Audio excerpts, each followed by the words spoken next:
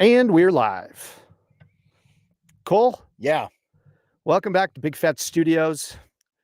What's going on since we were in here last time? a whole lot of shit. A lot of stuff. Though everything's falling apart. We have people getting run over in New Orleans. We have bombs going off in front of Trump Tower. We have half of California on fire. We have a whole host of things going on and blowing up right now. All right, we're having some technical difficulties here, so we're going to refresh this really quick. So hang tight, hang tight. Right now, it could be just like you're listening to the radio.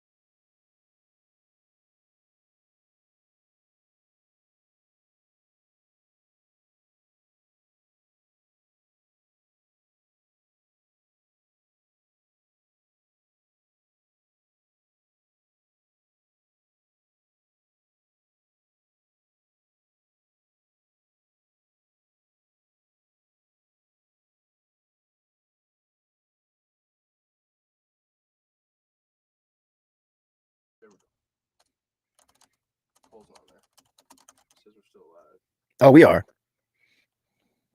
I'm right there. All right, he's on.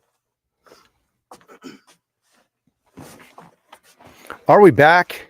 I think so. Crisis averted. I was ready to start rolling. Man, you know what? You were doing good right there. You were just riffing. And we while we were having our own wildfire in here, putting out fires in the Big Fat Studio. That's what's happening here. Yeah. How are we looking? We're looking all right. We are. Hey, everybody. Thank you. Sorry about the, I'm going to look right in the, I'm looking right at you. Thank you for tuning into the Big Fat live stream. We are little technical difficulties in our studio, but one of these days, we're going to give you a studio tour. It is looking sharp in here. Okay, we're getting this all figured out. Tonight, we're here to talk about, finally, I know everybody's been waiting to hear what Milo and Cole have to say about the wildfires in California. So we're here to do that tonight. Not only that, but some other things. I want to talk about some conspiracy theories. Cole, welcome. Let's start over. Welcome to Big Fat Studios again tonight. How have you been lately? Busy. I've been busy, but I'm enjoying it. 2025 is off to a great start for me.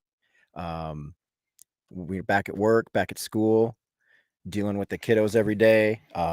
Basketball's rolling, starting tonight. So we had winter storm come through. I know we're talking about wildfires, but we had that winter storm come through. That man, how many inches did we get? I think we had 13 and a half at the house. Okay, because then we must have had like 33 out at our house. No, I mean, we're only like, but as the crow flies, we're 6 miles away. Yeah, but man, I was plowing for 2 days. It just kept coming. Yeah, and then we had the interstate shut down here for what 5.5 hours in the morning. You were having to deal with that out there, right? I didn't actually have to, because I was actually doing another detail at work, so I didn't get the pleasure, the excitement, and the pleasure of dealing with drivers on their morning commute. Nothing but respect for you guys, or the law enforcement that are out there patrolling those highways while people are out there on those snowy roads forgetting how to drive because it hasn't snowed in like how long? Yeah, I mean, a year. Yeah, our winter's way behind. Way behind. It's ridiculous. Yeah. All right. So, how about you? How's 2025 starting for you? You know, it's going pretty good. I Yeah. can't complain. We all got our health. I was sitting there plowing. We're actually, I don't know how much I should get into there. I won't get into it. No. Okay. Nothing bad. But I was just thinking, why? Yeah, never mind. Oh, maybe that's another episode. I'll talk about that. But no, everything's been really good. It's frustrating, though, the amount of catastrophes, though. And I hate to be going off on negative things here, but it's kind of crazy how 2025 has started. Yeah. And you know what? Right now, thank you for tuning in. If you are tired of hearing about tragedy and crises and stuff in California, go ahead and hit that like button. I would hit it if I could right now. I'm hitting it right now. I'm tired of it. And okay, let me tell you. First off, this is my first thoughts about what's going on. Okay. And I'm ready to listen to this because you have I have a rant. insight into California that I don't. Oh, well, look at So. me. Well, not really. I just used to not live too far away from it, There you and I go. used to drive through it a lot. But these are my thoughts on California. All right. Now, okay. There's two sides of me on this. Okay. There's a very empathetic, compassionate side of me, which is not going to show very much in a minute. But there is that side of me that knows that there is an individual human element here in California. There are individuals suffering, going through hard times. And on an individual level, I have compassion and empathy for those individuals. Right. And I think a lot of people do. Right. You know, I do myself. But looking at California from overhead, from the political standpoint and from the ineptitude standpoint, I don't have that kind of empathy. Right. Overall. But then yes, there's another individually. side of me. So when I think about the individuals, and I'm like, there's real people there, and I care about them. I want good things for people. I want positive things in the world. Now, on the whole, I'm fed up with California. I'm so tired of California. Like, it's like every year they just got to dominate our news with tragedies, whether it's mudslides, whether it's some of it's, I know it's preventable. Okay. Or not preventable. Right. Okay. So that's very, whatever. Mother Nature. Yeah. I'm a jerk, whatever. But I'm just tired of all the time. It's like more tragedies, more, brownouts, blackouts, wildfires every year that we deal with, right? It's California, right? How often do you hear about Arkansas? How often, right? Yeah, not very like often. I'm ready to hear about Arkansas.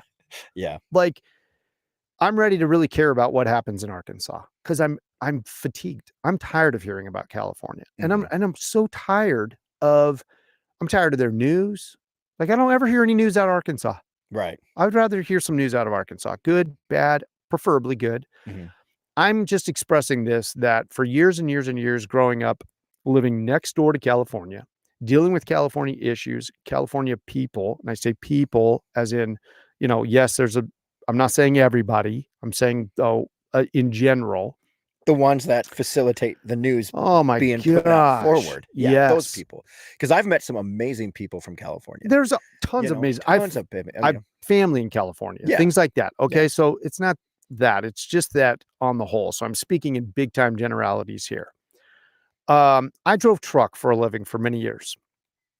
The speed limit in California, like right when you're hitting California. Right. I mean, it was just irritating. You're like, 55 miles an hour. Now I got to go through their stupid fruit check station. If I got any, fruit in my vehicle, they're like looking at you like you're trying to smuggle an orange into California. And you're like, you know what? I'm a trucker.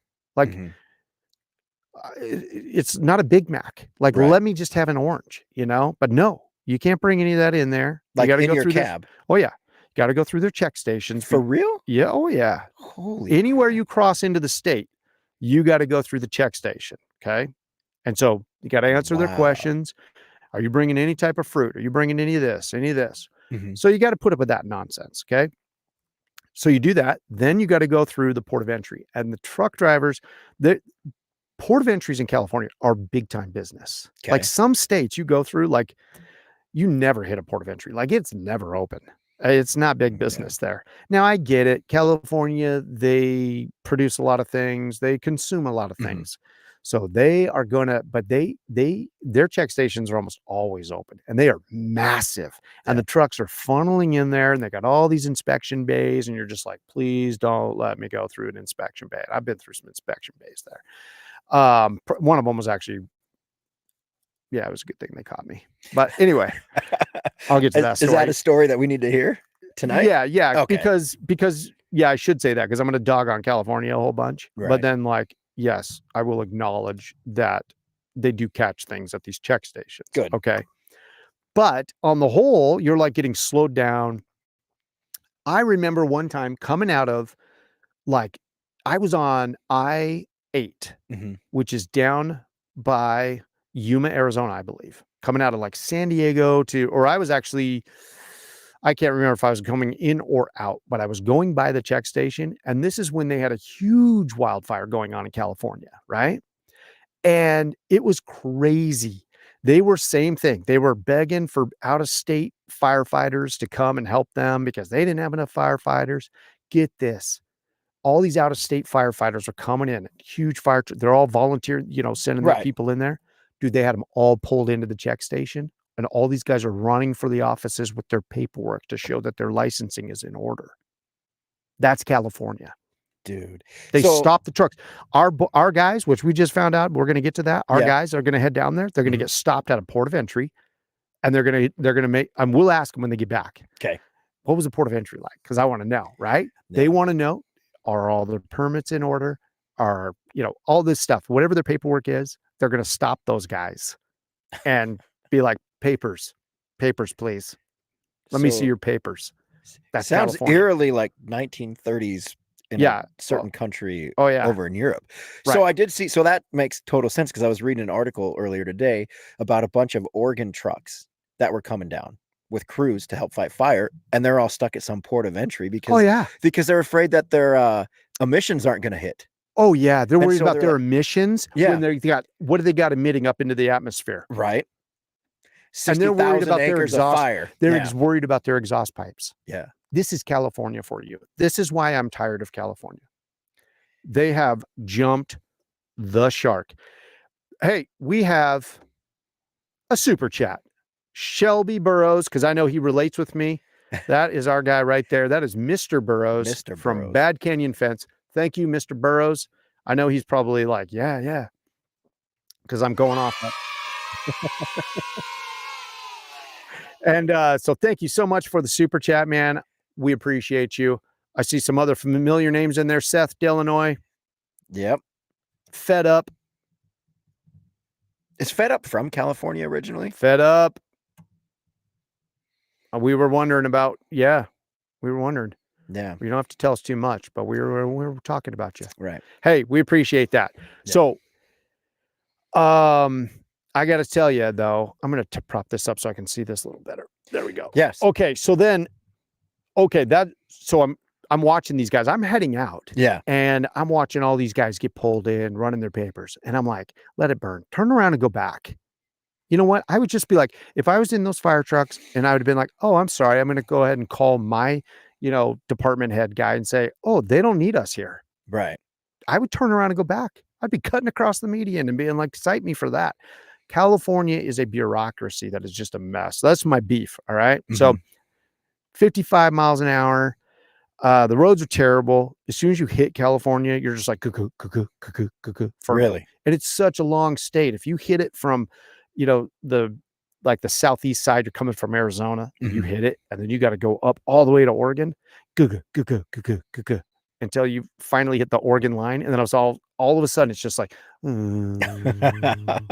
and you're just like, So I'm where's all glad this money that they divert to all this shit?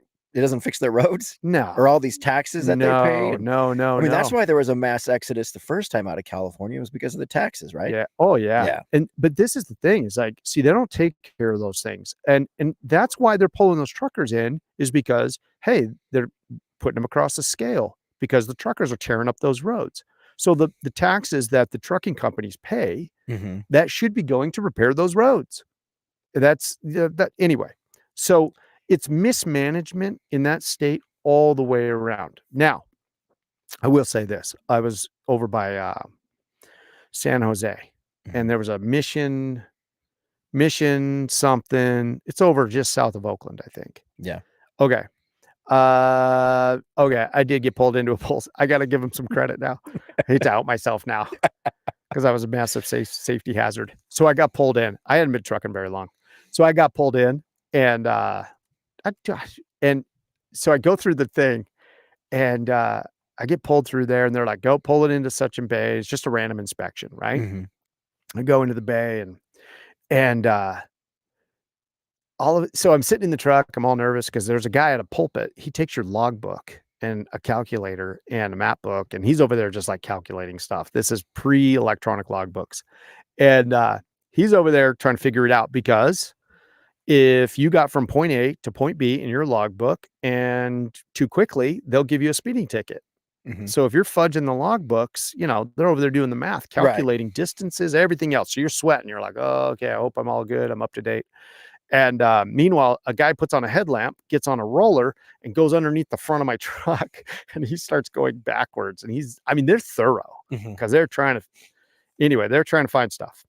So guy comes up to the front. He's got this huge hunk of metal. Okay. I'm looking at it. And I'm like, that's like a huge, like half of a leaf spring. And he goes up and he comes to the window and he's like, recognize this? I'm like, that's not mine. And he's like he planted it on me. Yeah. Right. And he's like, yeah, it is. And I'm like, are you serious? He's like, yeah, it was still attached, but it was it was in the leaf springs of your trailer, and who knows when that broke. Right. And so, you do a walk around, you check your truck. It's so routine though. So I do my walk arounds and all that kind of stuff. But anyway, so the guy did find something. I'm thankful he did. That's sprung metal. Like, I don't even know the physics behind that. But if that were to come flipping out on the interstate in traffic and go through somebody's windshield, be fatal. So I'm thankful that they do catch things. But a lot of times it's more borderline harassment. And you're not even in the check stations. Like I said, it's about papers. It's about crazy stuff. So anyway, that's my rant coming from my trucking experience. Yeah. I did tell you, I did have that one time where the cop lied too. I was, this is the other thing, dirty cops. Dirty cops in California. Here's my dirty cops in California. Cop story. You want to hear my dirty cop story? Let me hear your dirty cop story. Okay. And then we're going to get into fires and. Oh, yeah. I just got a rant. No, go for it. This is what I think about when I see when I see California wildfires I'm just like, do I got to think about you again? Okay. So it brings up all my PTSD. Okay. I'm going up the Grapevine. The Grapevine, that's I-5 heading north out of LA. Now, granted, I've probably been in LA traffic for 4 hours. My left leg is about cramping up because I'm riding the clutch. Like, you're having to shift and 1,000 times in traffic, upshift, downshift. You finally get out of the traffic, and I'm heading up the Grapevine. Now, the Grapevine is a massive hill. It is a huge steep hill up and down. And there's signs that say, okay, all trucks have to stay in the right-hand lane. Well, I was empty. I think I was pretty much all the way empty or just all but empty. And I'm a regular semi-truck, 53-foot trailer, but going empty up that, like, everybody else that's loaded, they're pulling it. They're pulling that hill at 25 miles an hour max. Like but I can jam around these guys. I'm looking around. There's like 4 more lanes to the left of me. Something like that. I can't remember. I could get on Google Earth and look up the Grapevine. Our guy over here, he's already looking up the Grapevine right now. And he's over there. I'm looking at the map. Okay. So I'm heading up this hill and I finally decide I'm going to go for it. I can make it around these guys quick. There's no traffic. There's nothing. There's wide open lanes. I get out there, I grab a gear, and I'm moving. When I mean moving, I'm topping out at like 45 miles an hour. But that's twice the speed of what everybody else is going next to me. Right, because they're loaded. They're loaded. Yeah. And so I'm going around these guys, and I get back over. Here comes CHP, California Highway Patrol, pulls me over. And he's like, hey, don't you know that you're restricted to the right lane? I go, yeah, but these guys are impeding traffic.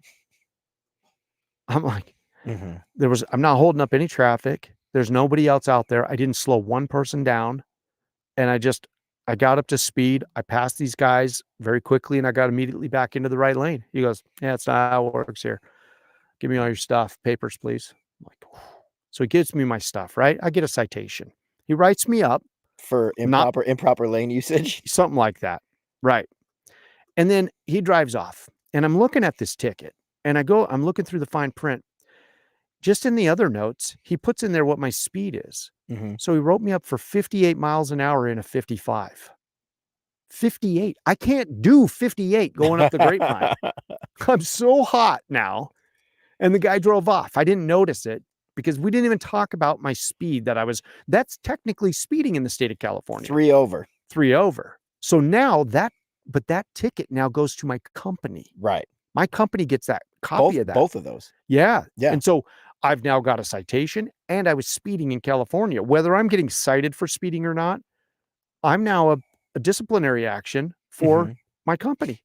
So I'm hot. Now I have to you're at a truck stop. You got to get into like a truck or a little magazine there and find a lawyer in California. And they have them in these magazines at the truck stops. Really? Yes. So I got to leaf through these and I got to find a lawyer in California who has to go appear in court for me over this citation. And I bet they charge out the ass for that too. This was like 1999. Okay. I'm trying to think of when did I go trucking? This is like 99, 2000 in this range. Okay. I think it cost me $450 for that guy to go show up in How court. much were the tickets? Do you remember? I can't remember. But that's what it cost. It was something like that. That's the number that sticks out in my head was that. And so this dirty cop, this dirty CHP wrote me up for 58 to 55 going up the grapevine. It's what kind of a truck? I would have had to been in a Tesla truck to go that fast up that. And that technology was not around yet. So anyway, I could keep going on trucker stories about California, but okay. But back to the wildfires here. It's just bureaucracy in this state. And it's just, I've seen it down there. I've been around it for years. They were a big reason why I was like, I got to get out of truck driving. This is just crazy. This is not for me. Yeah. Anyway, I always dreaded being in California and whatever. So, but it just seems like they dominate the news, tragedy after tragedy, and then they set themselves up for these things. Your thoughts, go. So I've only spent 8 days in California. My entire experience is How are you that lucky? I don't know. I have no desire to. I do want to go to Northern California. I want to go see the redwoods and the national forest up there. And there's some animals and stuff I want to photograph. And Yosemite, I want to go see that. But I have been to California. I've been to LA. Got to see my first hockey game there. So that was the good thing about it. So I actually went to California to work with Verizon Wireless that was doing a first responder campaign that was going to be featured during the Super Bowl. And long story short, it didn't end up being featured, but I got to work with Peter Berg for a week. He's the producer, a Hollywood producer and actor and director. Okay. He did and the name sounds familiar. So there's that new Netflix series, American Primeval, that just came out last night. He's doing that one. He did the Marcus Luttrell story. Okay. So I got to work with him. I did a whole week of stuff. It was because I was part of a rescue on Granite Peak years ago. Long story short, there was a big feud between Verizon and AT&T because they were both pushing the 5G first responder stuff, and it didn't end up doing anything. But I spent a week in LA. So I didn't get to see any of this really. I was doing the whole, Montana boy, wide-eyed, bushy, I'm like, holy crap, I'm in LA. I got to go to Grauman's Chinese Theater and did that whole thing, did a little bit of sightseeing on my own. So that's the only experience I have in LA. I have no, like I said, like you said at the beginning, I have a lot of empathy for individuals. I mean, what they're going through is devastating. We have fires here every year. We lose structures here almost every year because of the fires that we have in Montana. It sucks. It's devastating. I have empathy for those people. But as California as a whole, I'm the same way as you are. I'm tired of seeing it. Yeah. And 90% of it is due to politics. 90% of it is because of the political bullshit and the complete liberal mindset that state has. It's a mental illness. It is. And the problem is I'm sure there are people that think like us in California. But oh, there are. They don't have there's not enough of them to have the say. It's all stuck down in that LA area. And so the rest of the state has to suffer for it. It's funny who you run into up here in Montana too, who's from California. And I'm not going to name drop or out anybody, but like really beloved people in our community. Mm-hmm. And it's funny when you find out they're from California because they're like, I'm from California. Dude, that happened this morning. Really? Straight up. So I went down to the Rosebud and had breakfast. I enjoy having breakfast down there with the locals every once in a while. And it's good PR for the sheriff's office. Yeah. And I enjoy it. And it's good to be out in the community. While we were having breakfast, and there was a table behind me, and they were actually talking about seeing mountain lions and bears on their property. And it was a crazy conversation. But the one lady, she's like, I really don't want to tell you guys this, but, and I knew exactly what she was going to say. She's going to out herself. Yeah. She's like, I lived in Southern California for 9 years. Isn't that the funniest thing? And it's not just here. That's a thing all over. Yeah. Like they realize that everybody's fed up with them. Yeah. That's interesting. And for the most part, what I've noticed, a lot of those individuals that leave California and come up here they're come up here because they're the same mindset as we are. Now there's some that aren't, and I've dealt with them. You've dealt with them. Yes. The community's dealt with them. Yes. Missoula's turned into a little California. So, I mean, they gravitate towards the more liberal parts of Montana, which we are a pretty liberal state for a lot of reasons, or for a lot of parts. But the Californians in general that are around here have the same mindset that we have. And I mean, we have an individual that works for us at the sheriff's office who's from Bakersfield. Dude, the dude is as Montana gets. You know, but he's from Bakersfield, California. So that's mostly been my experience with Californians that move up there here. is. And there's a lot of good Californians. I had people when I first moved up here I had neighbors out in my area that were worried about me. They're like, where are you from? And I'm like, well, Southern Nevada, like Las Vegas. They're like, that's kind of close to California. I'm like, yeah. I said, I came up here to be a Montanan. In fact, I plan to out Montanan the Montanans. Like, I'm here to be a Montanan. Like, I'm a very much live and let live. I'm here to. And you have become the capital Montanan too. I have? Oh yeah. Well, thank you. Yeah. That's a huge compliment coming. Is. Well, thank you. You bet, man. I'm not just saying that. I try to be a Montanan, and just, what does that mean? What does it mean to be a Montanan? This is my definition. Okay. Mm-hmm. It's about personal liberty. It's about live and let live. It's about don't mess with anybody who doesn't need to be messed with. It's about personal protection. It's about going back to just a I don't know, something about less bureaucracy. I've already told you my story about when I learned that when I was like, hey, how long is it going to take me to get building permits? Remember? Yeah. And they're like, what do you mean? And I was like, what do you mean? Like, why are you acting like that? Mm-hmm. And they're like, I think there's like an electrical permit. You just make a call and there's like, a septic. Yeah. And anyway, took minutes to get permits, Anyway, lack of bureaucracy. I don't know. I could keep going on about people who have an appreciation for nature. Like, drives me crazy when I see litter out on the side of the road. Oh yeah, like, me too. It's sin. That's a sin. This is God's country. Like I saw that in other areas where I'm like, it fits in around here. Okay. But up here, I'm like, why would somebody do that? Like, and a lot of it is the locals. Mm-hmm. I think it's the locals who just take it for granted. Yeah. So, but anyway, that's another rant. But, there are good Californians up here, but it's interesting how they will try to blend in because there's a stigma. There's something about California because they dominate the news cycle about negative things, and then they export that negativity. Who in the comment section knows what we're talking about when we say, has California jumped the shark? Is anybody familiar with the jump the shark term? And because there's a lag, you'd probably get to cheat and look it up. But I'm at this point, and I thought about that. Okay. It is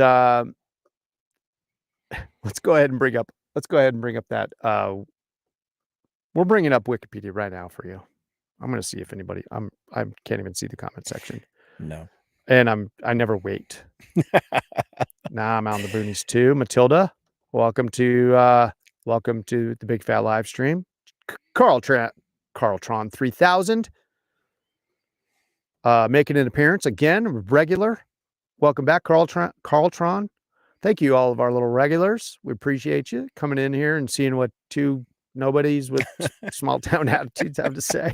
Just ranting. I've had a headache all day. This is why I'm probably ranting. I still kind of have this headache. It's been a migraine, and I'm just been fired up all day about California.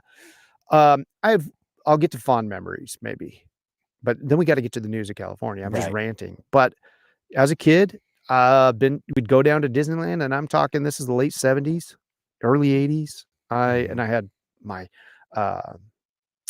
my Uncle Bus and Aunt LeVay. And okay, there we go. And they lived down in Southern California, and I think in Orange County, and we would go stay at their place and then go to Disneyland. Loved it. Okay, jumping the shark. Does anybody know what it means? Okay, nobody's owning it. Jump the shark. They're in their own conversation. Hopefully everybody's being nice to each other. Let us just be the negative ones tonight, everybody.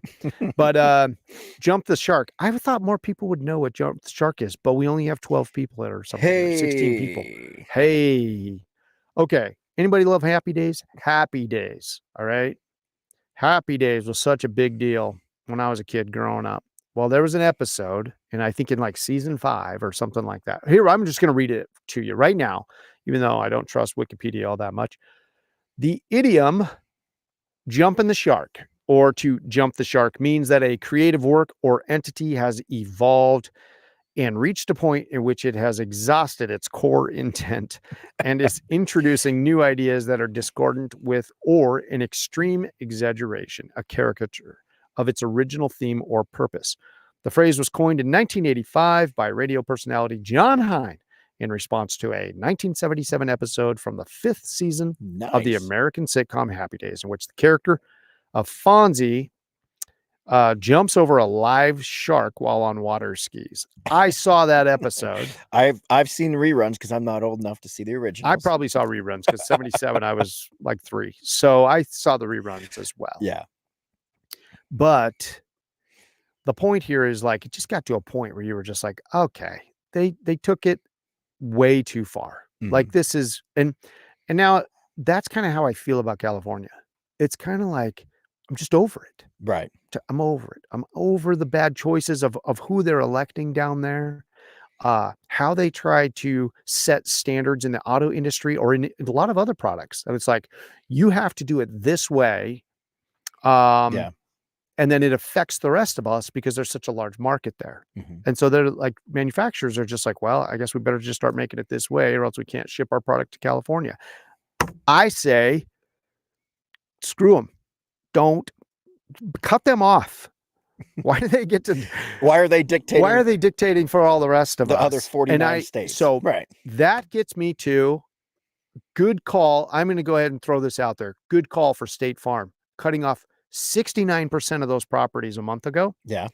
Because an insurance company, although I have my problems with insurance companies, but 69% of the properties that State Farm canceled the insurance. Now that's disastrous for these people, but you got to think about this. State Farm, they cut off the insurance because they were not cleaning up that dead underbrush out there. They have known about this, right? For a long time. We're seeing clips now from Rogan talking about how, last year he put out a video. Yeah. I remember that video of him talking about a firefighter who said, one day it's all going to go. Do we have that clip? Maybe watch that. Trump has been saying it, right? Like, but Trump has been saying it before even this whole election. I know, and they always made fun of him, and he says it in a weird way. And he talks about Finland. You gotta clean the floor, right? And he says those things, but he was right on there. So, there we go. Let's pull that up. Let's watch this clip. Oh, we got music on that. Who's putting music on these things? There's a shorter clip, I think. Why would they put that music on there? Because then So then you can't play their clip, huh? I don't know. Who knows? But like talking about the insurance and the underbrush thing while Zach's I working on hate that. to be on the side of the insurance, by the way. Right. But part of that problem was, from what I've understand, so I was listening to Jillian Michaels. She's a fitness trainer that did the part of the Biggest Loser or something like that, that TV show for a while. Well, the previous one of the previous wildfires burned a bunch of her property and stuff down. The city and the county wouldn't let her clean it up. Oh man. You know, so the insurance companies were dumping because these people can't get the permits to clean up their stuff from the previous fire. So then they can't even go out there and mitigate so it doesn't happen again. Yeah. Yeah, dude. Yeah. Let's see here. Oh, this is a minute 27 and it's from the New York Post. We'll give them credit. Let's go ahead and play this as long as they don't have any music. We shouldn't get in trouble.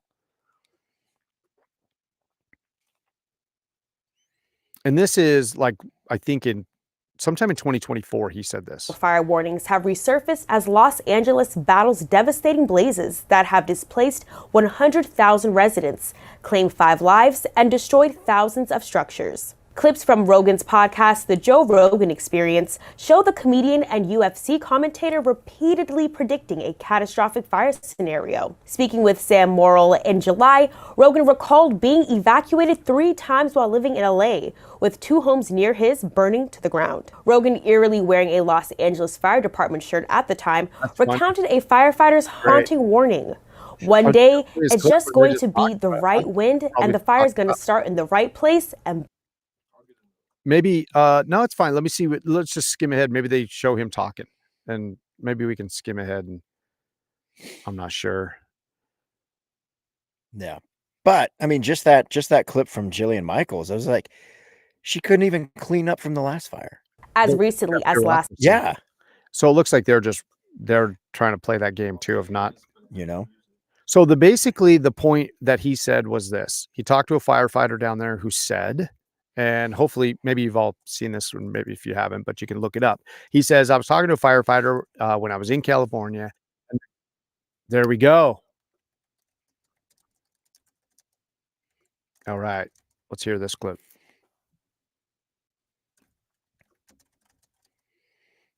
He goes, dude, one day, he goes, it's just going to be the right wind and fire's going to start in the right place and it's going to burn through LA all the way to the ocean and there's not a thing we can do about it. Yeah. I go, really? He goes, yeah, we just get lucky. He goes, we get lucky with the wind. He goes, but if the wind hits the wrong way, it's just going to burn straight through LA and there's not going to be a thing we can do about it. That's just because these fires are so big, dude.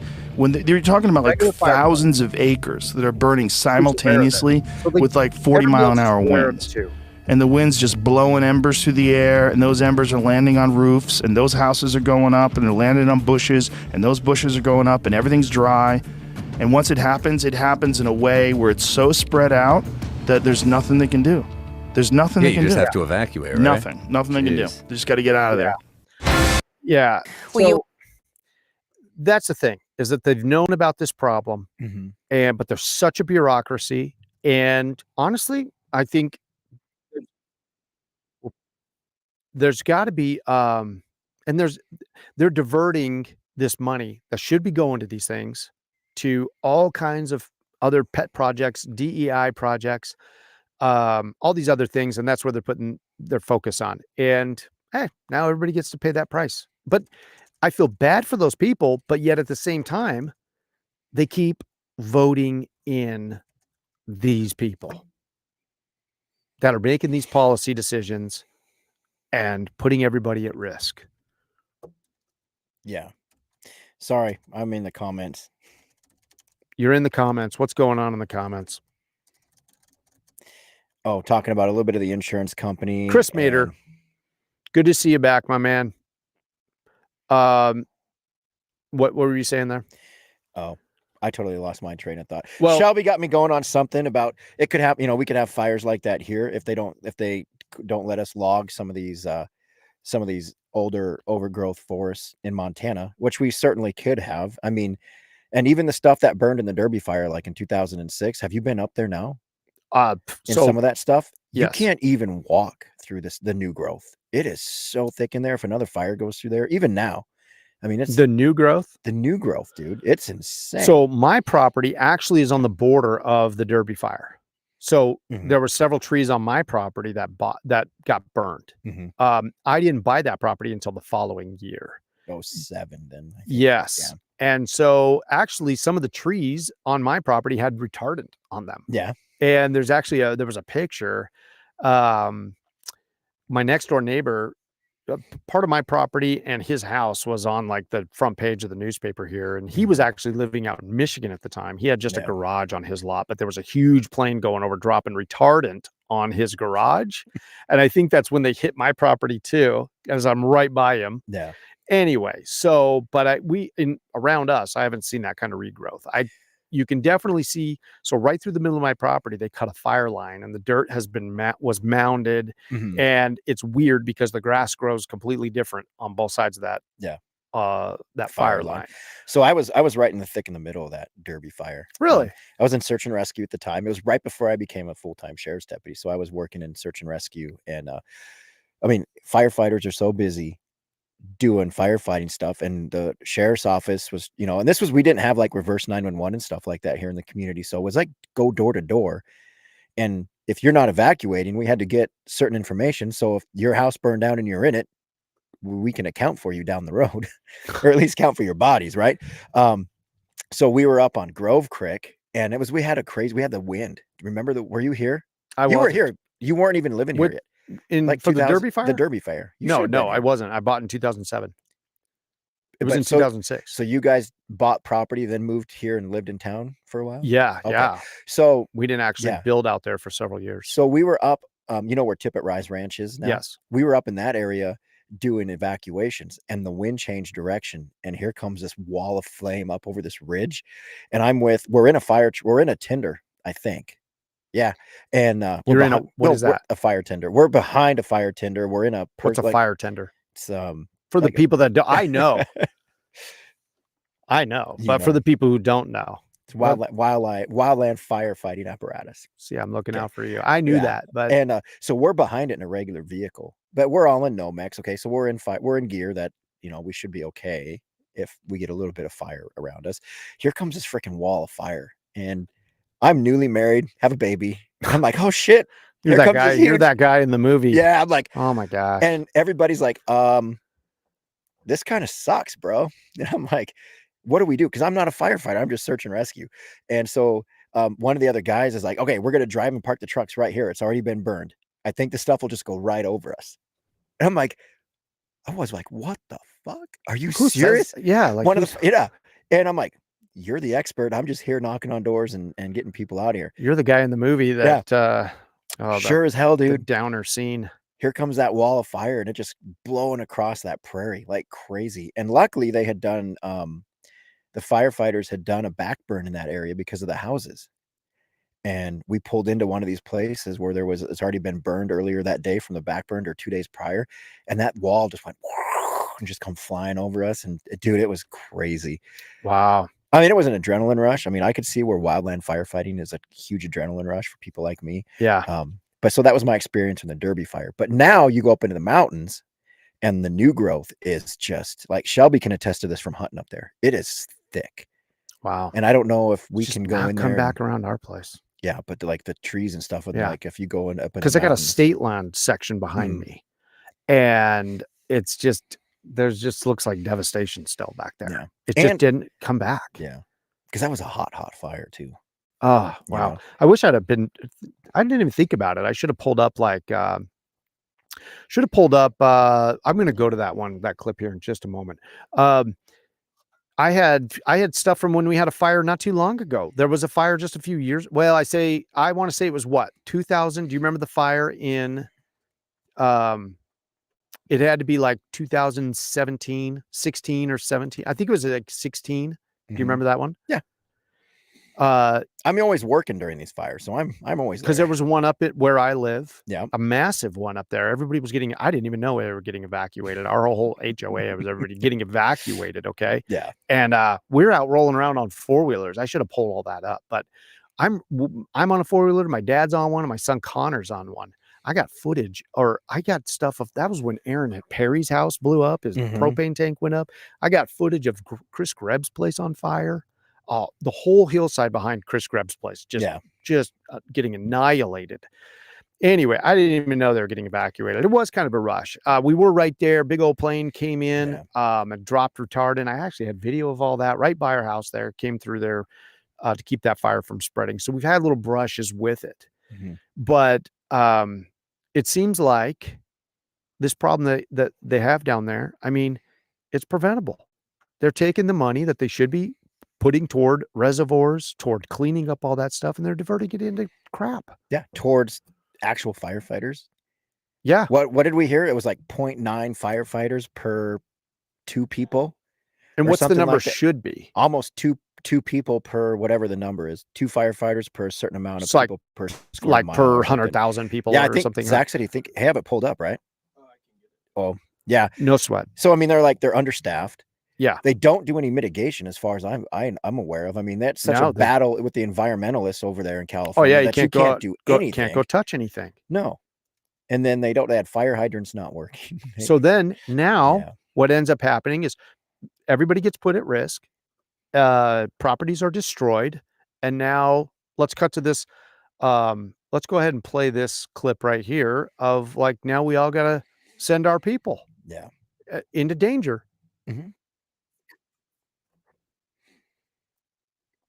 So is this our guy? This is ours.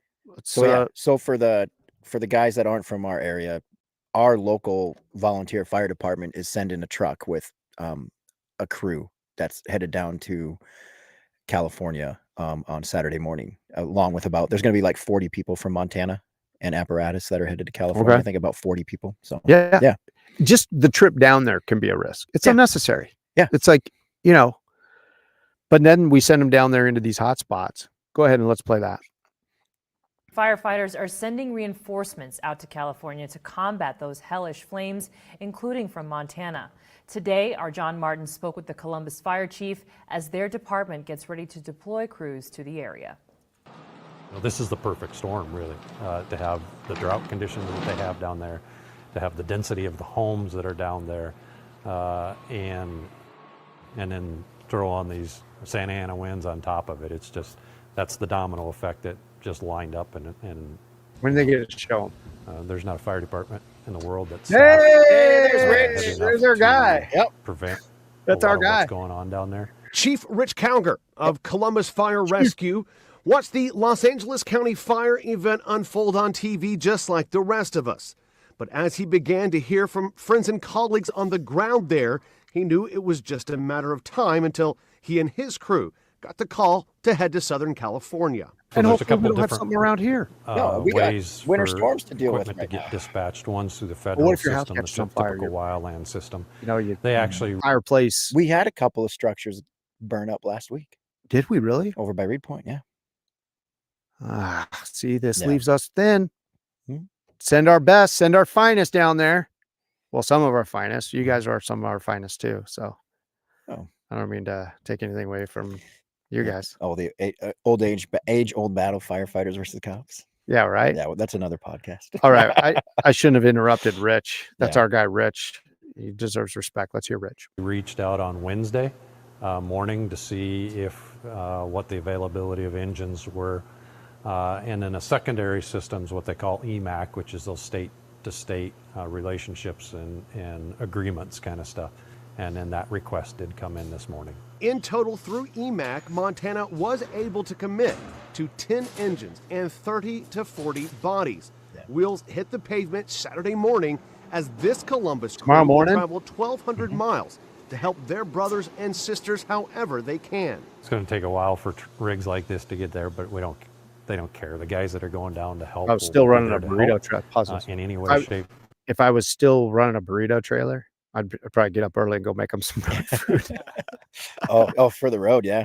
Anyway, I'm sorry. Go ahead. We can, even if it's just to stand by, but to give them some rest, regardless of what the assignment is. Once they get down there, even if the Santa Anas do quit, there's a lot of work to be done down there. There's going to be a lot of searching of the homes, to truly get an accounting of what the damage is. Any possible other injuries or fatalities and everything. So the amount of work that's going to take place down there over the next couple of weeks to a month.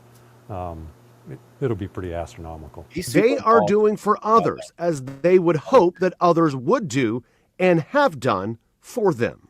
Just know This that is all on our local. we're going to lose some resources from We're giving them some credit here. Sorry. our community for a little while, but the return investment on that is huge because they'll come back and do it for us if we ever need that thing. So it's a win-win situation. Who will come back and do it for us? At the end of the day, we get we're going to help the through people. the EMAC program. We What's get firefighters from California that come up in the summers Oh, really? and other states. Yeah, Huh. yeah. So and All right. I better quit bashing them so bad. no, I mean, like I said, there's Californians that have that same Montana mentality that we do, and they're going to go help their brother and sister out, right? Yeah, I guess. So, but through this program, there's a federal program where we actually get we get fed money if we go and fight fires in other places. But there's also an interstate agreement and where they look to each other for resources, and I think we're using EMAC this time. I'm going to get to the Fed money here in just a moment. Let's see if Rich is what's he still saying. There's our beautiful fire station right there. He takes great care of that place. Yeah, I've been in that place a few times. You've been in there a lot. Yep. But I was just a humble burrito peddler. Oh. So we used to take them burritos every now and then. But okay, let's play this. You know, I just, before he finishes playing that, I don't recall the humble burrito peddler walking into the sheriff's office with a bag full of burritos very often. So I did go to dispatch a couple of times. Right. I know you did. I'm just giving you shit. But a lot of times you guys came by and I sent like stuff with people. Yeah. Well, we would never get those because cops hoard their freaking breakfast burritos. Oh, see? Those guys coming off a night. Crooked cops. See, the guys skimming. The guys coming off a night. Just kidding. There's no crooked cops here. Yeah, no, yes, that was appropriate. But the guys coming off nights, like, we're not sharing with day shift. Why the hell would we do that? And so they're like, I can eat a burrito now, and when I wake up, I have second breakfast. Okay, but I'll tell you this. I did go down there a few times, but I didn't have to because cops ate free at our place and the firefighters didn't. Oh. See, I did go a few times. Before you and I were really good friends, I came and ate. And then I would just come hang out and eat or talk. Yeah. Yeah. So law enforcement in uniform ate free. That's right. I remember that. And then the fire department, they'd all show up and we'd charge them all. Good. I was like, you guys aren't probably going to get shot at today. All right. So, so then when we did have a bunch that we were going to go and take someplace, we took a lot to the fire department. There were some other things we went and did a lot of burritos. And we give each other a lot of shit, but we actually have a really good working relationship with our fire and EMS guys. I bet. They seem all. I mean, we have a lot of cops that are EMTs and paramedics, and so on their days off, they're pulling shifts at the fire department. Yeah. And so we got a couple of guys that are wildland firefighters. So in the summer on their days off, they're fighting fires. Yeah.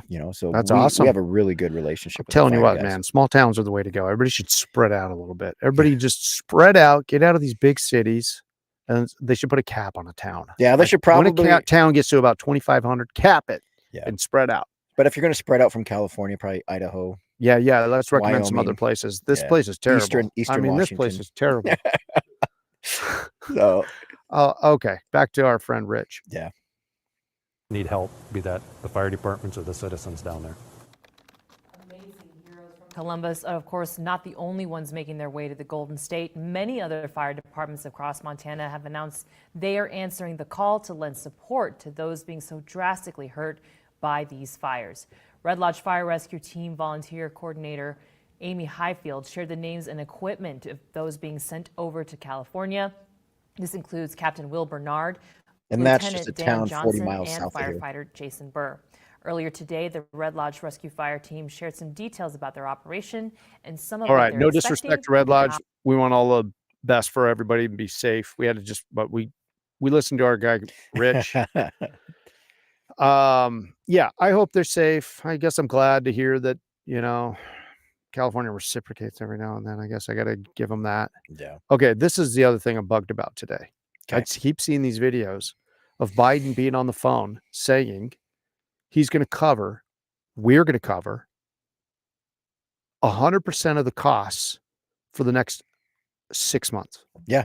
100% of the cost. We're all gonna pay that. Now, I don't believe for 2 seconds that money is going to be spent wisely on California. It's not. They're going to funnel that money. And why the hell? Sorry, go ahead. You're getting me all riled up now, because why the hell are we paying for California when they didn't do shit down in the Carolinas? There's still people living in tents. Yeah, and now they have a winter storm. Hawaii. Yeah, yeah, a $750 loan they got. If I was Hawaii, I'd be like, we're out of the union. If I was the Carolinas, I'd be like, we're out. We're not getting. We pay into this HOA and we don't get our roads taken care of. We're out. Something, whatever. I wouldn't blame them. Why? Why do you think that we're going to flip the bill for California, but we won't do it for these other places? Where does most of his donors come from? Oh, you're so right. You're so right. They don't care about those other little areas. No, not at all. And it's just amazing. It's been ticking me off all day thinking about it. Just like and how does he have the right to do that? Like, how does he have the right to do that? Now, I'm not going to say I have a full understanding of every little single thing because I'm just a dude in a storage unit. But isn't the Congress, they should be in control of the purse on that? You would think so. I mean, how does he get to just say that? We're going to pay for 100% of the costs of rebuilding and the cleanup for the next 6 months. And Chris Mader and the VP, where is she from? California. Exactly. Could you imagine if she was the freaking president? Holy mackerel. Holy shit, dude. And I just know that there's going to be so much waste, fraud, abuse, corruption with our federal dollars that we're having to pay because they were full of waste, fraud, abuse, and corruption in the first place, and they didn't take care of their own home. Take care of your own home. Now, I'm all about helping your neighbor, just like us as a state, Montana, helping whatever state needs it. But you got to be taking care of yourself. Yeah. You got to be helping yourself. And they're not helping themselves. And it's like, I'm not going to, if I know that you're completely irresponsible with your money and you're like, hey, Cole, I need a $10,000 loan. I need to go do X, Y, and Z. But I know you're completely irresponsible with your money. And I'm going to go blow it on is it beneficial to either one of us? No. Now, if I'm asking for money from you, it's because I want to go on a trip to go take pictures, just so you're aware. I'm aware. Full disclosure. You don't even have to tell me. That's what I'm doing with mine. Right. But this has pissed me off too. And I think we have a clip of Biden talking about this, but I was hoping you were going to bring this up, because if not, I was. Because I think I skipped it many times. Okay. I'm watching, I'm going through my X feed and I kept seeing it and I'm like, I can't even listen to this. So let's do it. Yeah. Maybe. It's coming right up. This morning, due to the magnitude of the disaster, I was talking with the governor, and he requested if I could increase the federal funding that was authorized under this legislation from 75% to 90%. We're increasing it to 100% of all the costs to be covered by the federal government. Popped up right there. For both the fire management assistance grants and the elements of what they call the disaster declaration. So today I'm announcing that the federal government will cover 100% of the cost for 180 days. This is going to pay for things like debris and hazard material removal, temporary shelters, first responders' salaries. Just a little bit. Back that up just a little bit, right? God, it's just a little bit more. Just a dumpster fire. Just a dumpster fire. Debris and hazard material removal, temporary shelters, first responders' salaries, and all necessary measures to protect life and property. And folks, I want to underscore, I told the governor and local officials, spare no expense to do what they need to do to contain these fires and in their communities that have really been devastated. Honestly, and we're doing literally everything we can at a federal level. Oh my goodness. Okay. God, dude, if I was the frickin' Carolinas and all that stuff that happened, I would be so pissed off. I'd be suing somebody. Honestly, I don't know. Gavin Newsom needs to be, there needs to be a reckoning. That guy needs to be thrown out of office. There needs to be some cleaning house in California. Yeah. They've jumped the shark. It won't happen though. I don't think it's going to happen. I don't think. Oh, we know it's not going to happen. So deep. No, it's deep. The corruption runs deep there. Right. I just like the fire, not the mayor. Oh my gosh, man! Did you see Dude. Did you see the rundown that somebody did on the mayor about Yes. her Marxist ties, communist ties, Yeah, like she trips went to to Cuba? like to Cuba 17 times or something like that. And Holy mackerel! she was over seeing the inauguration of the president of Ghana or something like that. Yeah. And like, I mean, come on. This is just dude. this is crazy. And if I'm wrong on that, I'll issue an official apology. Because But I don't know. Who knows? we Maybe that guy was wrong. I mean, we talk about what we don't know more than what we know. Well, That's what we're it's for. obvious. That's Yeah, what we're this for. is don't take anything we Yeah. say for gospel. Right. Do your own homework. That's right. Yes. Don't ever quote me. We're here to get you guys thinking. And then Yes. Yeah. it's important to go and find your own. But dude, I'm serious. Like, 100% of the look, ice cream. Harumph, harumph. But it just, God. It's incredible. And he said something passed this legislative session. He said that there was some funds passed. Right. In this past legislation that was saying up to 75% or something, and was he's that upping something? it to 100. Was that something in that big old? Oh, probably big old thing that we didn't read about. Corrupt. So the other thing that pisses. So we're going to give them 100% because 54 electoral votes. It's a blue state. We're going to pay for all their shit, and they're going to use it and misuse it. They're not even going to use it. They're going to misuse it, and we're going to have the same problem again next year or the year after. But then those same people that are giving all this money to California blatantly turn their back on the Lake and Riley Act. Did you see that? Oh, I did. Tim Sheehy, our new rep for the new senator. And I've met him a few times, and I'm happy that he's in there. I hope he does a good job. I did see him speak here at the Uncle Sam's complex. Represents us well. But he introduced the Lake and Riley Act, and that's for prosecuting. He introduced that bill? Yeah, he did. Prosecuting illegals that commit. I heard of the bill. I didn't know it was our guy. Freaking all the Dems, most of the Dems. I think there's only 49 Dems that voted for it. It's crazy, dude. It's insane. Yeah, they're like, doesn't matter. No, even Fetterman. Fetterman. I'm like, why am I agreeing with Fetterman? Because I know he had a stroke right before. I was like, this guy's going in. How do you vote for a guy who just had a stroke, who needs to recover from that? I think it woke him up, dude. If anything, it's like I don't know, but I find myself agreeing with him now. A lot of things. At least I am agreeing with his open-mindedness when it comes to certain things. I see that he's able to at least talk about it and discuss things. Anyway, he was even pointing that out. He's like, how do you go against this? Yeah. So, that's just another thing that's getting me riled up right now, but it has nothing to do with the fire, except for the fact that we're given 100% of these funds that you and I pay for or give into to do stuff in California. And then these same people won't help. And I guess it's because of my job and what I do for a living, that those are the people that deserve the help and need the justice. 100%. And then we're given 100%. We're funding California to keep screwing up California. Yeah. Well, there's going to be a massive bait and switch. This is a massive bait and switch. Mm-hmm. So all these federal dollars that are going to go there, and people are like, well, my insurance just got canceled a month ago, and they're going to help me rebuild. They're not going to let you rebuild. No, they're not. They're not going to let you rebuild on all that primo property right next, all that property in Malibu. Yeah. I've already heard that they're already talking apartments. They're already talking, saying we're going to rezone it. And this is Newscomb. Yeah, Gavin Newscomb. Right. They're talking about rezoning it for apartments. Wow. And so this just works to get everybody out of there. All these nice, expensive homes on the beach. Mm-hmm. They're not going to let those people rebuild. Yeah. Even Adam Carolla, he was in there. Such a great clip. And he was talking about that, about how they're going to go and try to get into the permit process. Is that the same Carolla clip I was talking about? Was he sitting in his hotel room? Yeah, because he got evacuated. Yeah. And he's like, it sucks, but we made our own bed. Yeah. He's pulling this up over here right now. I see this. Maybe we could play a little clip of that there. He's going to rip on them. But they're going to get into the bureaucracy, and they're going to find out, and you're going to have a lot of people who get turned away from that bureaucracy.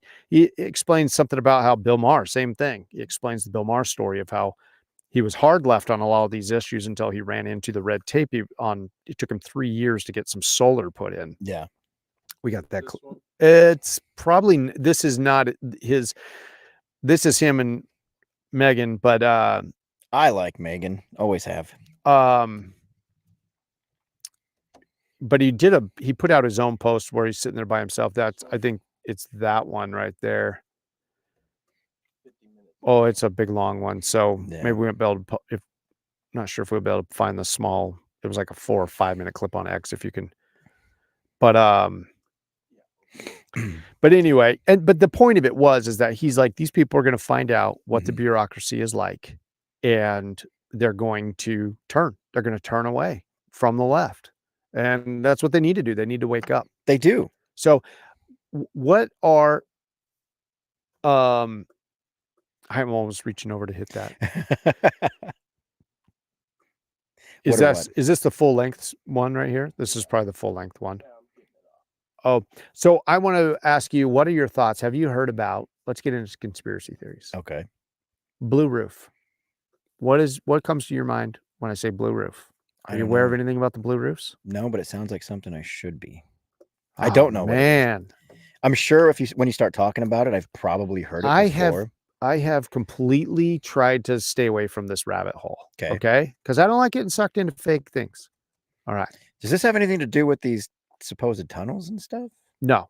Okay. No. Yeah, I don't know. Can you type into the search right there for, right there. We'll just type in blue roof. On X? Yep. On X. Type in blue roof. And it's funny what comes up. Because there's people talking about, tons of people talking about this. Okay. And we want to go to latest where it says, or let's scroll down a little bit right there. We can just scroll down. That one's fake. We don't want that one. There's this clip. Let's play this one out loud. Okay. And we'll put this up on screen. Is this on screen yet? I'll let you, and you can't tell what he's mumbling through this. Okay. Now, apparently there's a CIA whistleblower. Okay. Who has come out and said that the government is using direct energy weapons, basically powerful, like almost like a laser. Okay.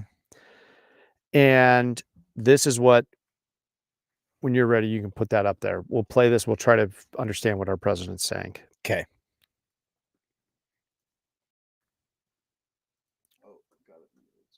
No problem. All right, here we go. You notice you fly over in a helicopter, those places with roofs, they didn't move. It's the right material. Yeah. So we got to change that. Anyway. We're going to put some trees. We're moving people up the Okay. Okay, he's saying the quote up there, and who knows, they're saying, you notice when you fly over with a helicopter, the places with blue roofs, they didn't burn. So we got to change that anyway. Okay. So see if you can pull up direct energy weapon okay. So maybe I have seen a little bit about this because I've seen clips where even some of the news stations were playing it, where like you see this thing, this was before the Palisades fire started. Like zip across the sky and then like have an explosion on the ridgeline. And then these freaking fire just started boiling. So they can put these things on a drone. Yeah. So there's a guy who has a handheld one. I should have brought this up earlier. Where we want to find, there we are. Let's pull this up and watch this clip. And this is where I was like, I don't want to see this. I don't want to even think about it. I don't know that this is real. Well, this is amazing. Okay. And watch the background or the backdrop of what he's shooting at here with this thing. I saw this earlier today. This is when I started looking at the blue roof.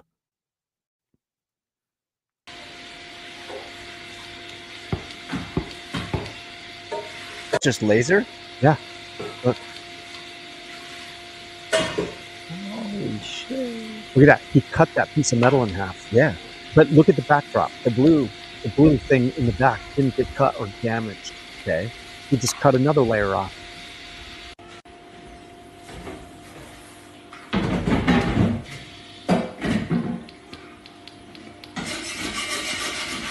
Look at that from that distance. Wow. That's what we're talking about here. Now, apparently, I saw another.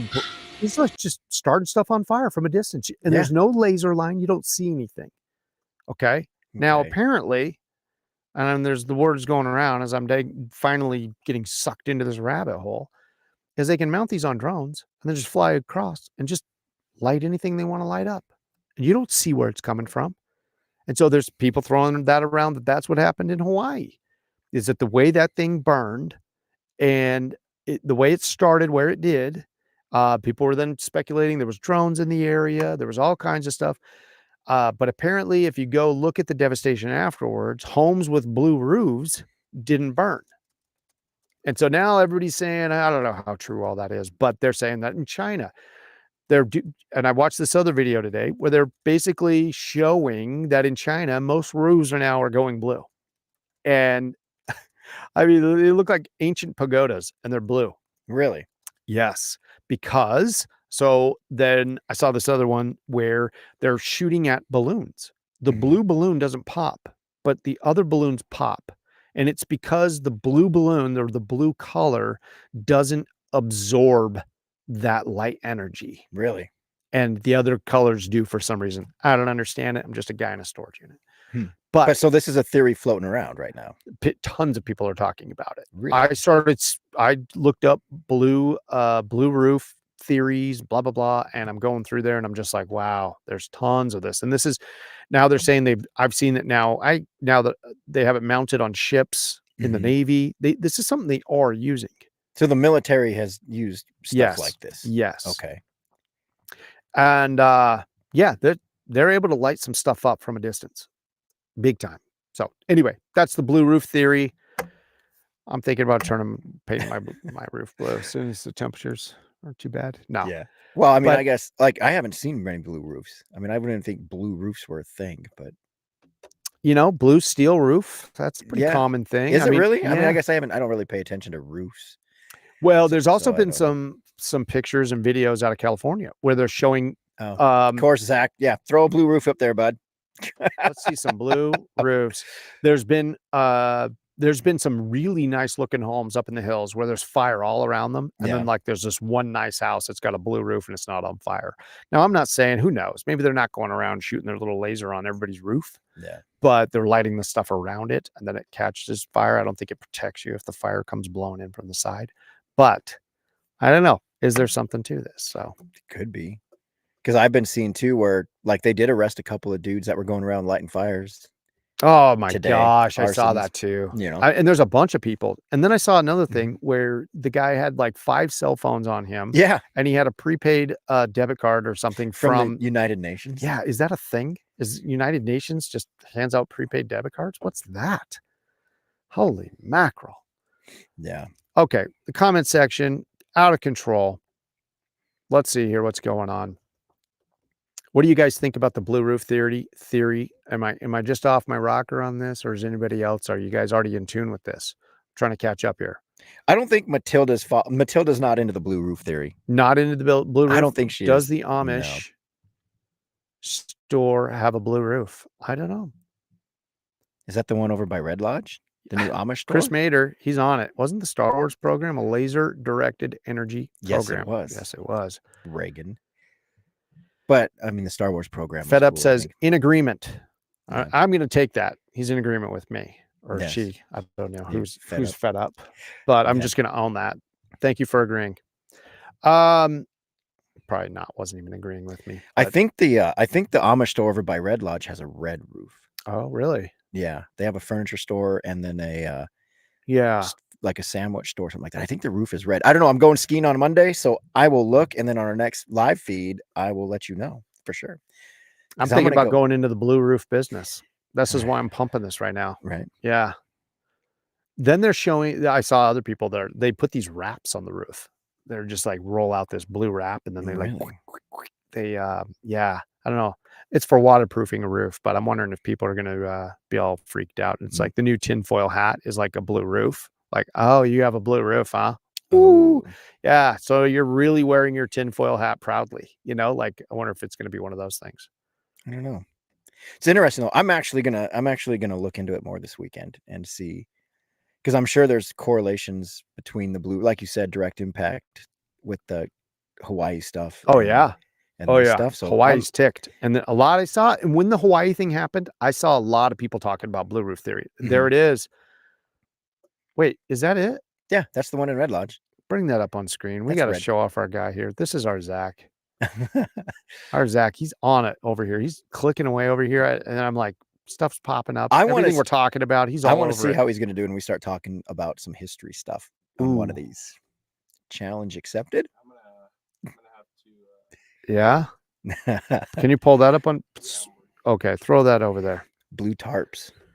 Got to thank Zach. Zach just said, "Hey, maybe I could help you out." I was like, "Really? Awesome!" Yeah. And he comes in and he spent a lot of hours in studio with me here and prepping some things. We'll have to do a studio. We made some upgrades in here, some modifications. Certain things are all dialed in, and other things are kind of a mess still. But once we get it all cleaned up, right, we'll give a little studio tour. And Zach's been helping us with the live streams lately, so learning all the software. Yeah. There it is. Pulled that right up. The chuck wagon. So that's what it looks like. No blue roof. So apparently they're not about the conspiracy. No, but she said maybe a bunch of ranch houses on the 212 do. So when I go Monday, if they're not covered in snow, I'll see how many ranch houses on 212 have. I wonder though if Montana is going to be like 10 years behind that, just like they are pretty much everything else. Like, which is a good thing. Yeah, no, I'm not bagging on Montana. I'm just saying that's one of the things I do love is like, this place is not like all cutting edge on a lot of things. Certain things, yes, but a lot of things, no. So maybe the blue roof thing won't catch on here for a while, but maybe not. So, and what are some other conspiracies on the fires that you've read about? I just, okay, the guy who owns Fiji Water. Mm-hmm. I don't know that one, but apparently do we know anything about that?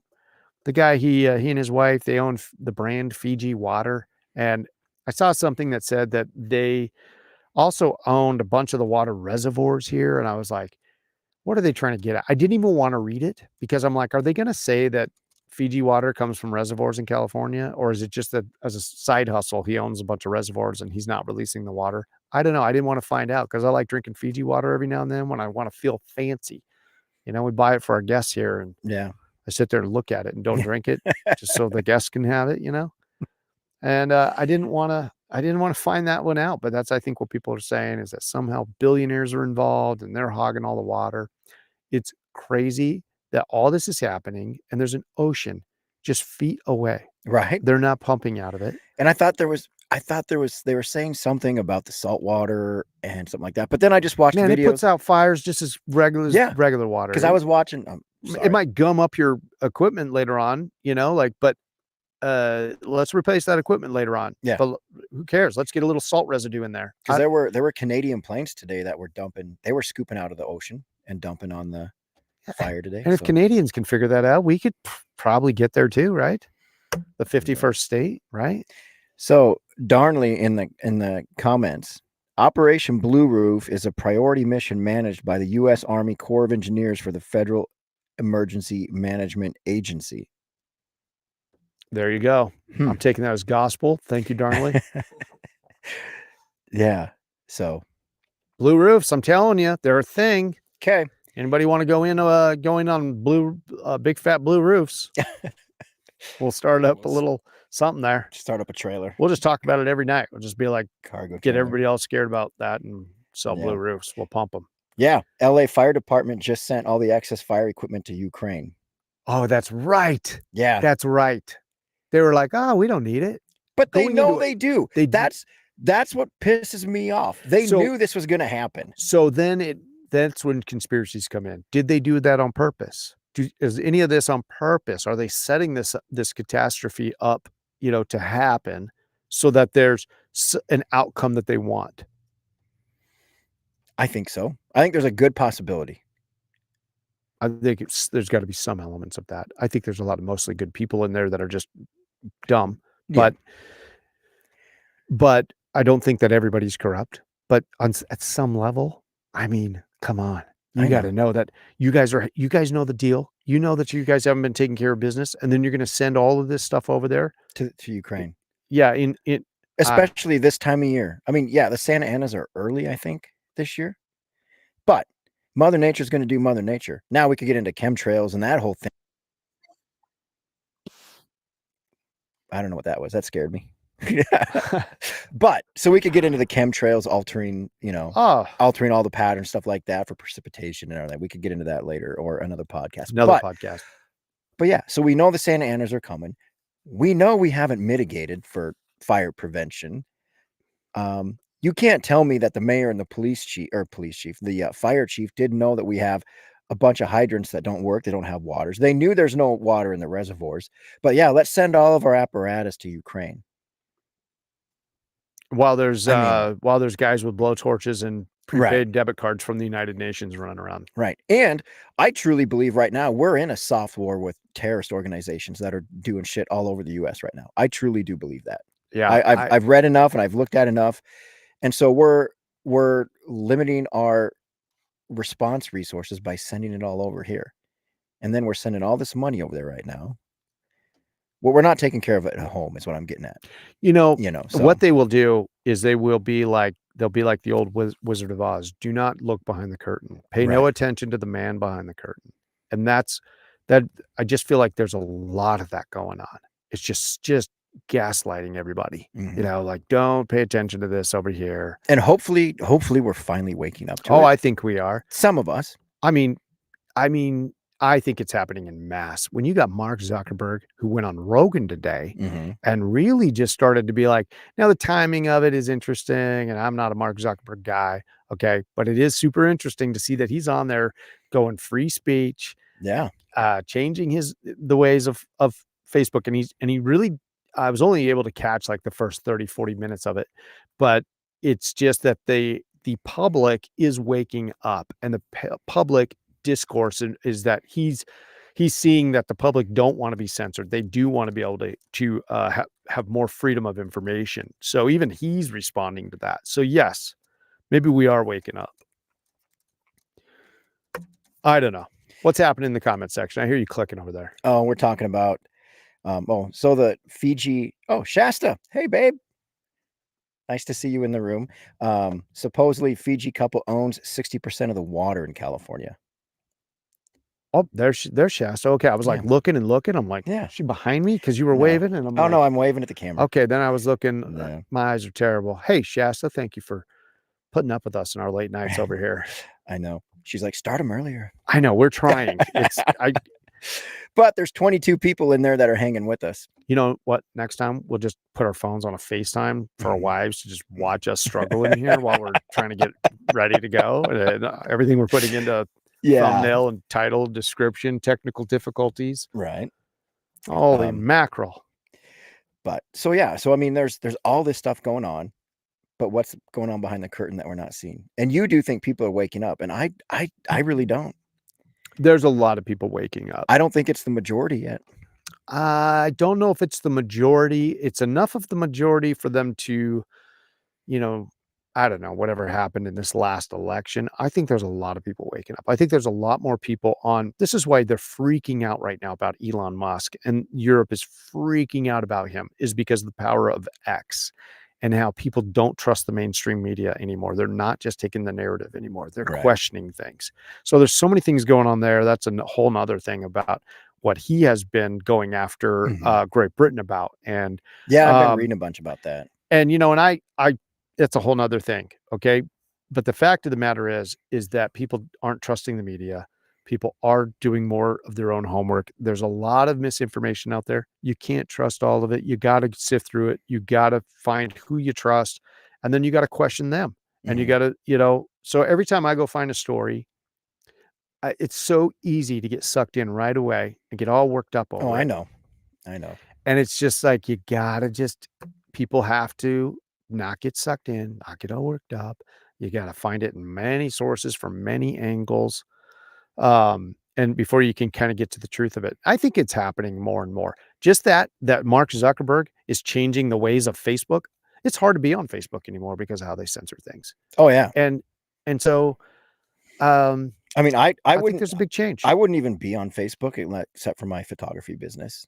Yeah. It does help me, of course, connect with the people in, for trips and for sales and that kind of thing. But outside of that, I'm excited to see what changes happen in Facebook, if it's going to pick up momentum again and be. I think it will. Like, and I know you're not a huge Ben Shapiro fan. I do like Ben, and like the Daily Wire. I'm not anti-Ben, but prior to all the censorship, the Daily Wire was like the #1 news outlet for Facebook. I mean, it had, now, I mean, they had to change their whole business structure once all the censorship happened for the Daily Wire.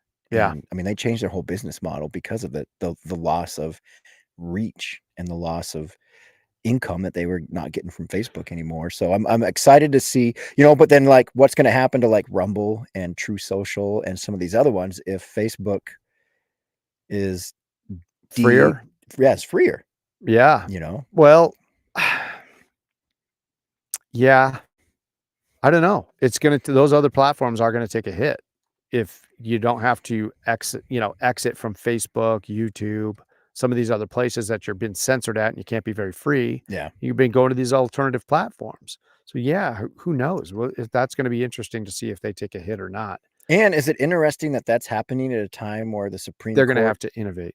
Go ahead. Is it interesting that Zuckerberg's doing that at a time where, hey, we might be without TikTok in a few more days?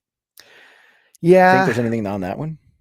I don't think that's why they would go more free, because why would they have to change anything? I think X is putting the hurts on them. And I think he's also a little nervous about some of the things that Trump has been saying about, about how they've been managing things. Honestly, I feel that old Zuck has just been pressured. And he doesn't pressured into censoring to begin with, or pressured into... I think every move he makes is based on pressure. Yeah. And it's not of like vision of like, this is where we have to go, or this is why we're, going to hold our ground on this or that. I think he's folded to pressure. He says this a lot in this interview with Rogan right off the bat, that he's like, I've learned a lot. I had a lot of pressure from the government, yada, yada, yada. I don't doubt him on that. I don't think he's making that up. And I think he's just kind of getting older. I think he's getting more confident. I think he's getting wiser.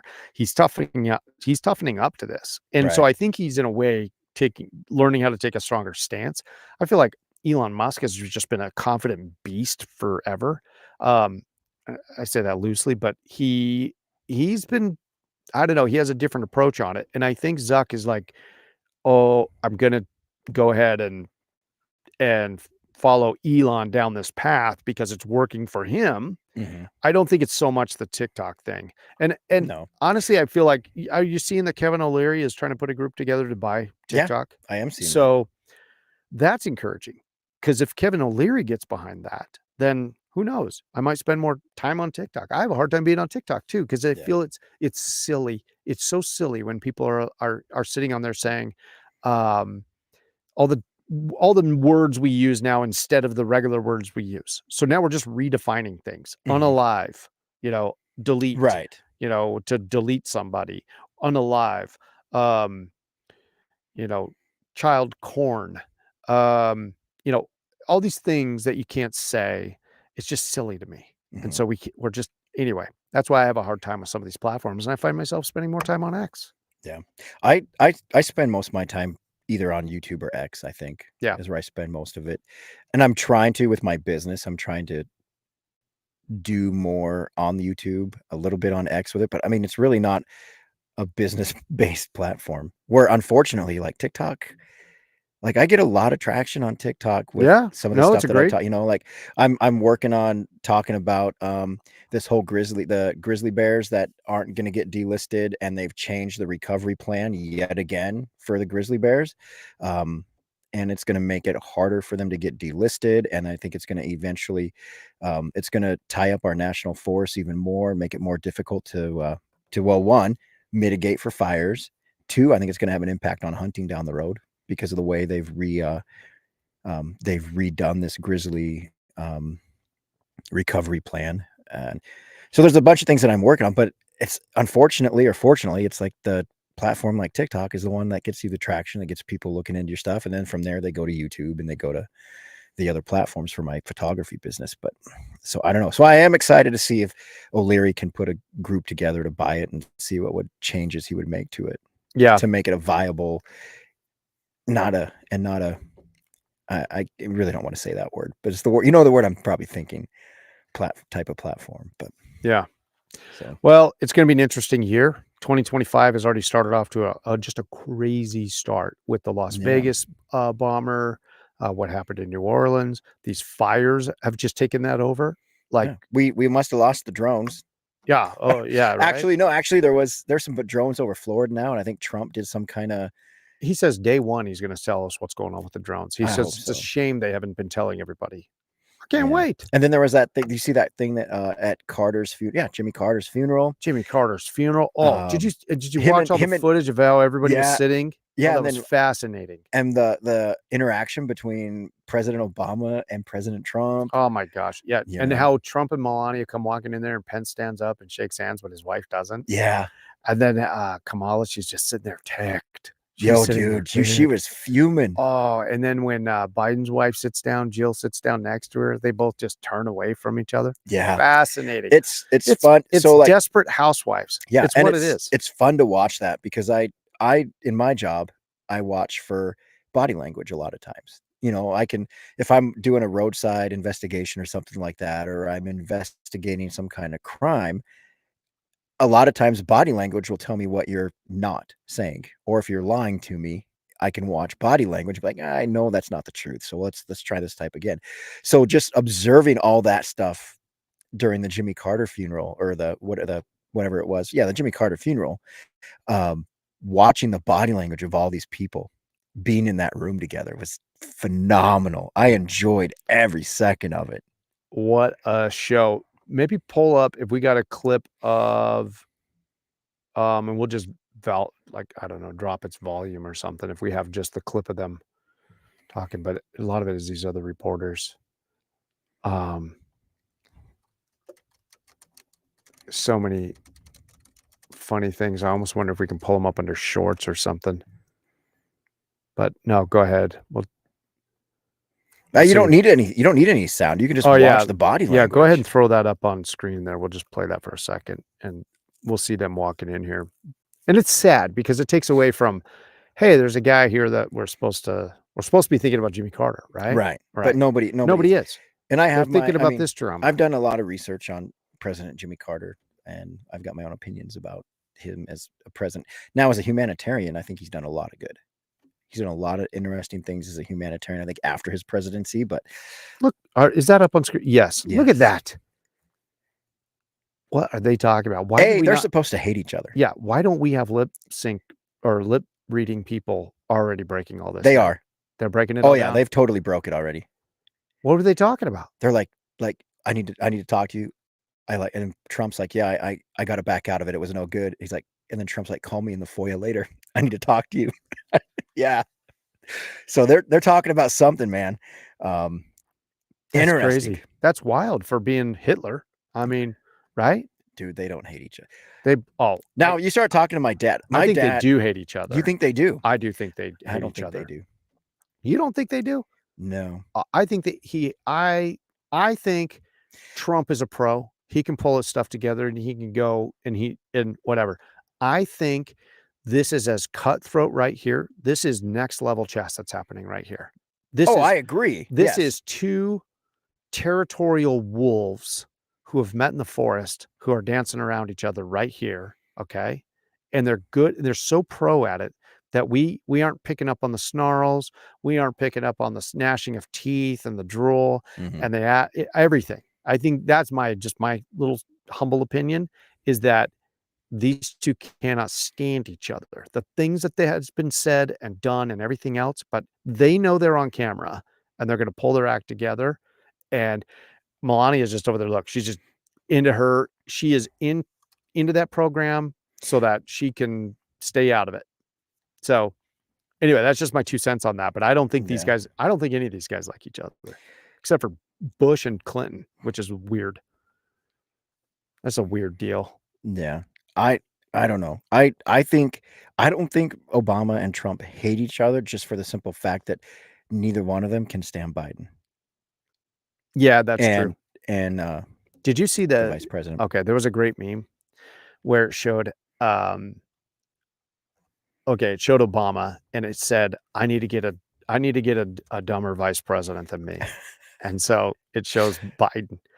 And then it shows then it shows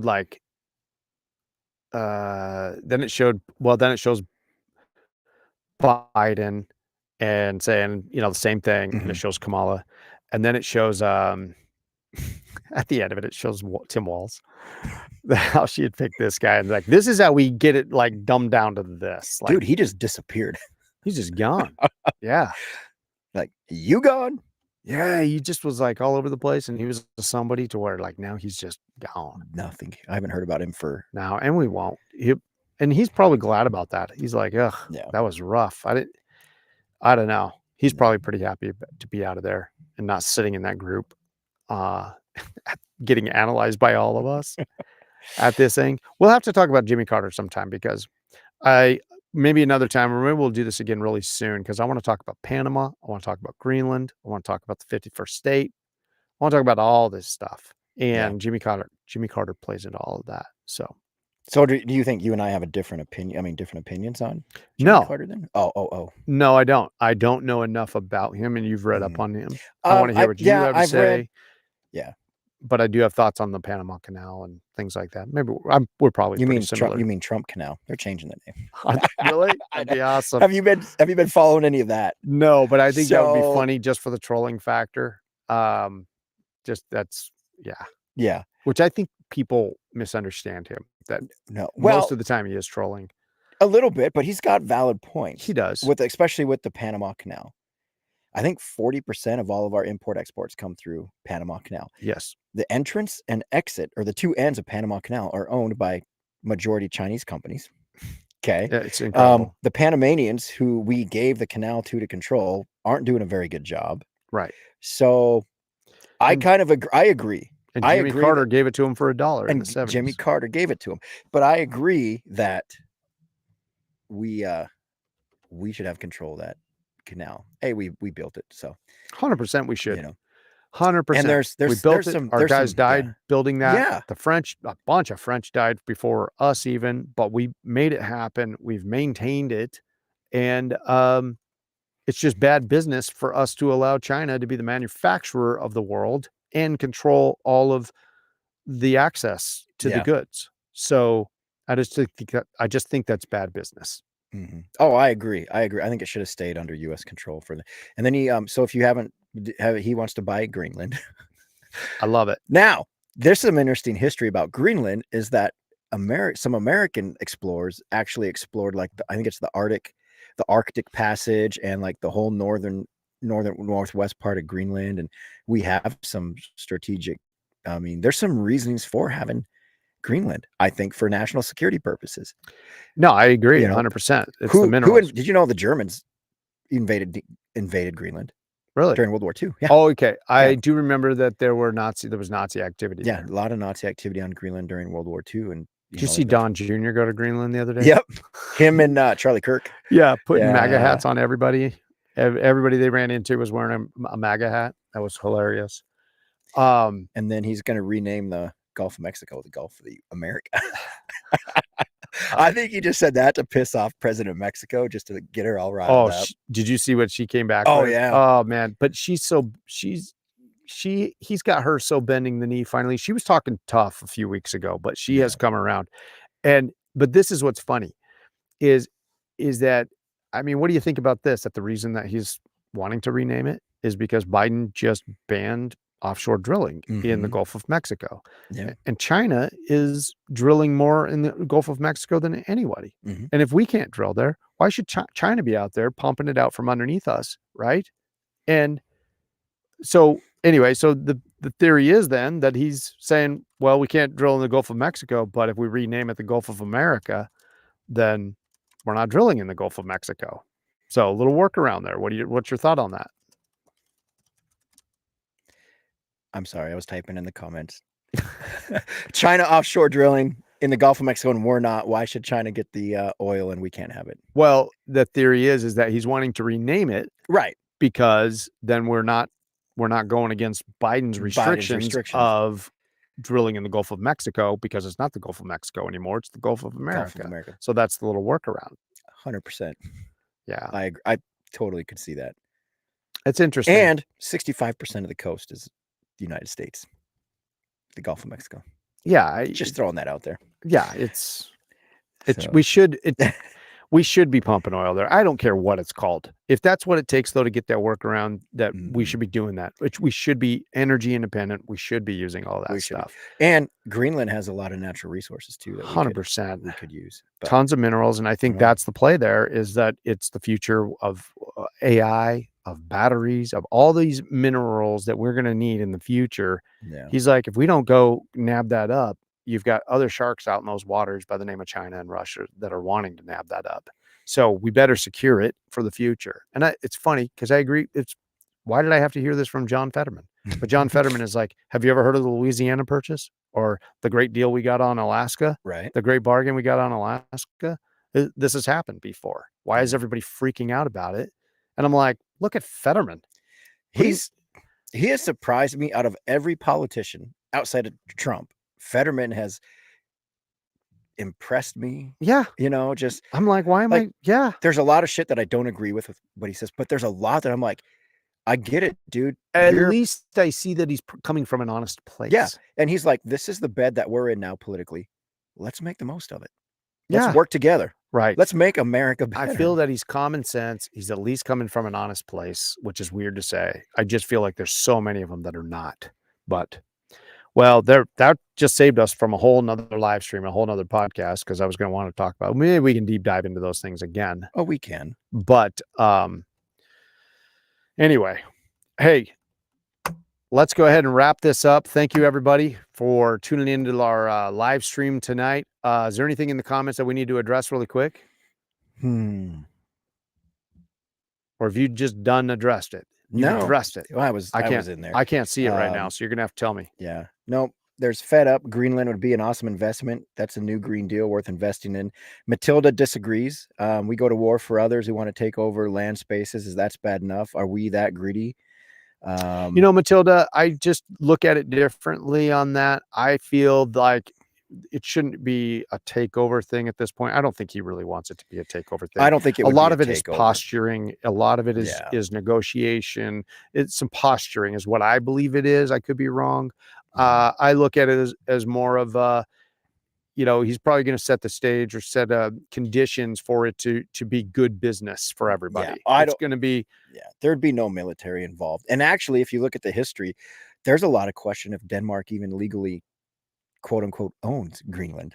Yeah, so, I know. I know there's some that say, oh, they have since 17 something, or I can't remember what the date was on that. But so I don't know. I just don't see it really being a military takeover. I don't think that's really what. No, and I'm hoping this Trump presidency really, I don't see him using military action for stuff like that at all. I don't. We could be wrong, and if we're wrong, then we will be unhappy about that. And we'll have a podcast about talking about, and we will trash Trump, and So hopefully that's not the route that goes. I don't see it going that way. But so Matilda said that something about the military in Greenland is a possibility. I'm going to look that up, because if that's the case, then it's going to maybe change my mind on some of this. If the Trump party. Well, and I'd have to see why they're justifying that. Maybe there's stuff we don't know about. There's always stuff that, we don't know all the fine details. And would we need military to take Greenland? I mean, whether there's 40,000 people in the whole country. No, I don't think that's the issue at all. I think it's what's there. Yeah. Like we already have an Air Force base there. You know that, right? Right. Yes. Yeah. Okay. Yes. I tried to get that was on my list. So. I wonder how strategic though. What is he talking about? That it's an issue of national security. So if that's okay, is that just being thrown out there and over exaggerated and blown up, or is there something to that? I don't know. So I don't know what, who knows what's really going on out there. I don't know. I'm sure somebody does, but that's what I'm saying is like to militarily go and take that. I'm not about sending our kids. No. Now I'm at the age where I can say kids. Well, I've got an 18-year-old. I've got one that's been looking at the Coast Guard and she's 15. I'm like, So I'm very Yeah, I'm not, I am not about us getting into military anything that is completely unnecessary. I'm not about it. Absolutely. So I would have to see some really good justification of why that would be, and I don't think that any of that would be towards the people of Greenland. No. So Don Jr.'s there the other day just being like, "Hey, what can we do for you? What do you guys Mm-hmm. need?" You know, and that's the approach they're taking. So I think I think it's more of it's a business deal. It's going to be a business deal. Everything is a business deal to Trump. So that's what I think. It is a place for me to go on my bucket list for landscape photography. Yeah, for it sure. would be is incredible. Greenland. So, because the Air Force didn't send me there because I wanted to go to Tool Air That's Force weird Base. because mostly everybody else was like, "Don't send me to Greenland. Don't send me to some outpost in Greenland." Dude, I didn't even. That was a punishment. Oh, I know, but I wanted to go there. I put in for Alaska's. I even put in for Korea so I could get, because you go to Korea for your short and then you pretty much get your first choice of where your next one is. I even put in for there because I was like, I can put up for 6 months in Korea and then go wherever I want. But then they sent me to Germany and then they sent me to Oklahoma. But whatever. What are you going to do? Yeah. All right. Hey, thanks everybody. If you haven't already, hit that like button. Subscribe if you haven't already. Consider it and hit the little bell so you get notified. We're having fun doing this. We hope you are too. We appreciate you, and we hope to do this again really soon. It's not going to be another week. No, we'll do a couple it of sooner. days. Yeah, a couple days. We'll be back. Perfect. We do have an episode coming out tomorrow and morning and Sunday. So 9 a.m. Mountain Time. We have a podcast coming out. It's not live, but it is coming out with Josh Sievers from the Hangry Hero.